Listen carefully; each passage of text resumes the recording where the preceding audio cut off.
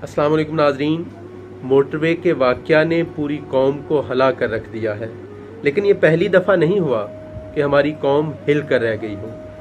Shahzeb murder case ने भी पूरी कौम को हिला कर रख दिया था।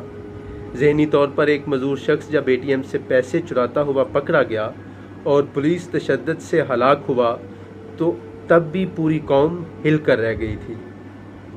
मॉडल टाउन में नहत्ती हामला ख़वातीन पर जब सीधी गोलियां चलाई गईं तो तब भी पूरी कौम हिल कर रह गई थी। साहिवाल की एक शाहरा पर जब मासूम बच्चों के सामने उनके बेगुनाह वालिदैन को कानून के रखवालों ने गोलियों से छलनी कर दिया था तो तब भी पूरी कौम हिल कर रह गई थी।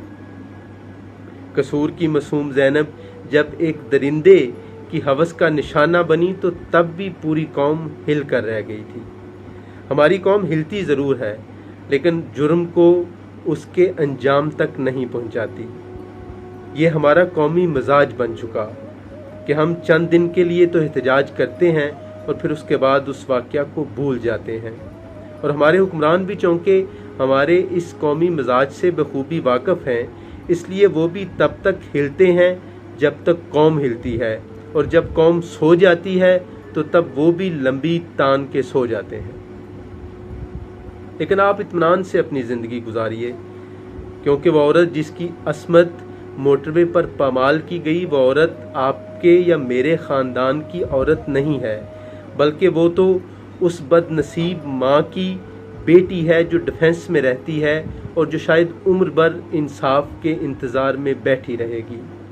उस औरत के वो सहमे हुए बच्चे जो शायद उम्र भर इस ट्रॉमा से नहीं निकल पाएंगे, वो बच्चे उस हमारे ख़ानदान के किसी फ़र्द के बच्चे नहीं हैं, बल्कि गुजरांवाला के किसी महल्ले में रहाइश पजीर किसी और फ़र्द के बच्चे हैं। यही हमारी सोच है, यही हमारा एहसास का लेवल है।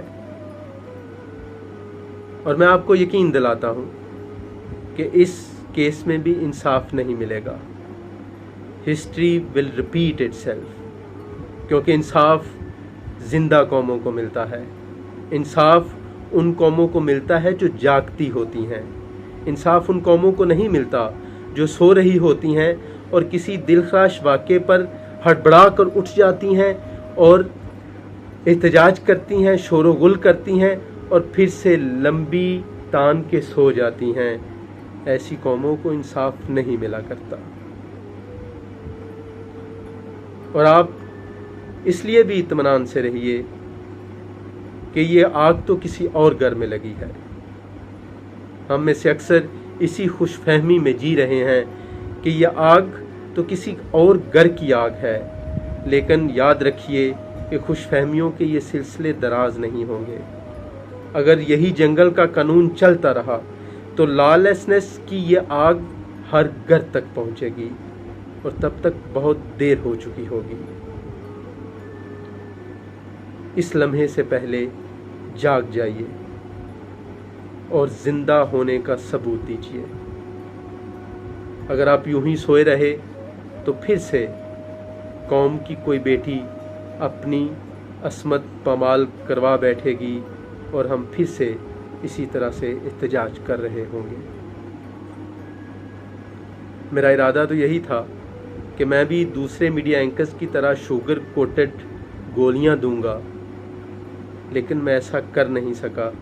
मैं उसके लिए माज़रत ख़्वाह हूँ। दुआ है कि अल्लाह ताला आपको और मुझे एहसास की दौलत से नवाजे कि इसी की वजह से इंसान की तज़ीम व अज़मत है। अस्सलाम।